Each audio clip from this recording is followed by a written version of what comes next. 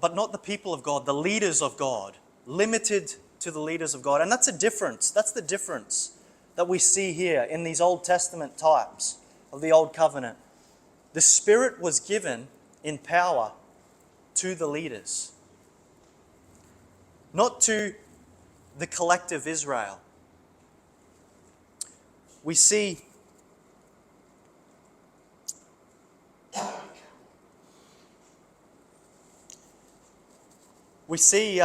one example being in Numbers 11. Moses being instructed by God as he was under the burden of the grumbling and the complaining of the children of Israel. God says to Moses, bring to yourself 70 choice men, 70 elders who are fit to lead alongside you. Bring them, and I will take of the Holy Spirit, the anointing that I have upon you, Moses, and I will put upon the other 70 to help you, to empower them to help you. And we see at the latter end of Numbers 11, Moses took these 70 elders to the tent of the meeting where they would meet with God, and the Spirit fell upon the 70 elders, and they all prophesied. And there were 2 other elders that were meant to be among the 70 in the camp of Israel. And God poured out the Spirit upon those 70, but He also poured out the Spirit upon those 2 left in the camp. And the people had no idea what was going on. And these 2 guys just start prophesying. And one young lad runs to Moses and says, Moses, you're the choice leader of Israel. This man's prophesying. Only Moses, only you prophesy. And Moses said, would to God that all God's people would prophesy. Would to God that all God's people had the Spirit of God. And little did Moses know back then, he was prophesying in that sentence the promise of Joel 2 and the fulfillment of that prophecy in Acts chapter 2. Common theme. The prophets, like I said, the priests, the kings, they were the ones with the Spirit and power in the Old Testament. So we've looked at Old Testament, Old Covenant types and mini Pentecosts, pointing to the greater Pentecost. And furthermore, we'll look at some promises, because God, He just doesn't make it up as He goes. He is a sovereign God. He is almighty. He rules over all. He has weaved His will through the course of time and directed His people through His word at all times, every time. So we see the promises of the new covenant in the old covenant. We have Jeremiah 31, and it says, this is old covenant, speaking of new covenant Spirit giving. It says, behold, the days are coming, declares the Lord, when I will make a new covenant with the house of Israel and with the house of Judah. Not like the old covenant, which I made with their fathers in the day that I took them by the hand to bring them out of the land of Egypt. My covenant which they broke, although I was a husband to them, declares the Lord. But this is the covenant which I will make with the house of Israel.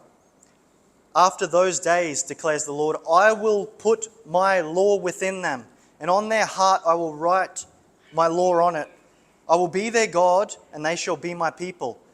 They will not teach again, each man his neighbor, and each man his brother, saying, know the Lord, for they will all know me, from the least of them to the greatest of them, declares the Lord.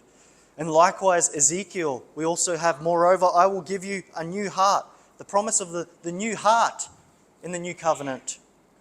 The promise of being born again. I will give you a new heart and put a new spirit within you. And I will remove the heart of stone from your flesh and give you a heart of flesh. Heart of stone, God will take out, give a heart of flesh. And He will put, God says, I will put my spirit within you and cause you to walk in my statutes, and you will be careful to observe my ordinances. So we have, as a new covenant feature, regeneration, being born again, the giving of the Spirit indwelling in all of God's people. And that's not to say that in the Old Covenant they weren't born again, because they were regenerate. Many times Yahweh says, circumcise your heart. And how did they do that? They look to the promise of the Father. They look to the forthcoming King, their Christ, their Messiah. Abraham in Romans 4 says was justified by faith, and it was imputed to him as righteousness. The righteousness of Christ was the Old Testament saints were still saved by the righteousness of Christ, by the coming promise of the Messiah. But it was not emphasized, regeneration, being born again, because we even see in John chapter 3, Jesus speaking to Nicodemus like he should know these things. He says, Are you a leader of Israel and you don't know what it is to be born again? So it was explicit enough in the Old Covenant, the circumcision of heart, the renting your heart, the trusting in the promises of Yahweh. The Spirit was available, but not in regeneration, but not in the new covenant promise way. And we see here the clear teaching of the Holy Spirit's regenerating work. And that it was a permanent, the new covenant being a more permanent, as I've already said, a feature. And so, as we've quickly looked through those old covenant types and promises, we look to the giving of the Holy Spirit. We look to these regenerated believers, disciples, who Jesus said, tarry until you were given the power. Tarry in Jerusalem until you were clothed with power from on high. We see this, the birth of the church, the baptizing, the filling the church with the Holy Spirit to empower them in mission. We see the transforming power in Peter, as we've just read this sermon. Between Christ going to the cross and Pentecost, we see a different Peter. We see a coward, a Peter who's a coward, denying Christ. And many of us have been there. We see the disciples scared, ashamed, and again, cowardice. The transformative power of the giving of the Holy Spirit was that of powerful tangibility.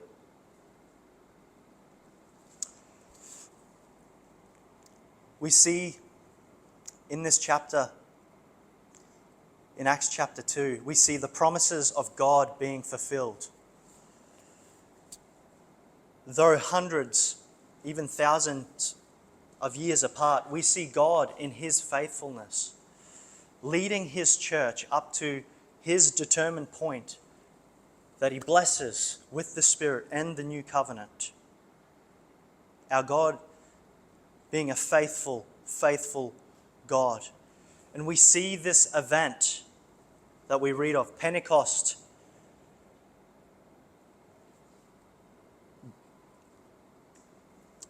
We see it's the one-time giving of the Holy Spirit. There's not another Pentecost. There's not the disciples asking God to send the Spirit again. No.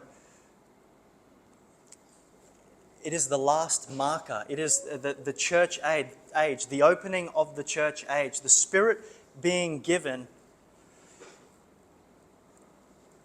And that, to quote Joel chapter 2, in the last days, that opening of the last days, that last marker of the church age, for then the imminent returning of Christ. So now we as the church have the promise of the Holy Spirit. Pentecost has come, the Spirit has been given. We as the church have that access to the Holy Spirit. And so as the church filled with the Holy Spirit, given the Holy Spirit, regenerated by the Holy Spirit, being born again, now we all know the Lord by His Spirit, having one access to God through His Spirit by Christ. We have the purpose of the Holy Spirit. What is the purpose? Well, we see in Acts chapter 2 here, we see the giving of the Spirit, and we see the Spirit manifesting even gifts and doing amazing works and wonders. But I will even argue that that's not the purpose of the Spirit. The gifts, the signs, they're not the purpose. Though they're a part of it, they're the sign. What's Peter doing? He's standing up, he's preaching Christ. He's elevating Christ in the power of the Spirit. He's pointing to the Old Testament scriptures. It's He that these scriptures speak about. It's He. And we see in the Spirit the preaching being effective. We see boldness, transformative power. We see Scripture being interpreted rightly and having its effect on the people. Conversions, bringing blessing.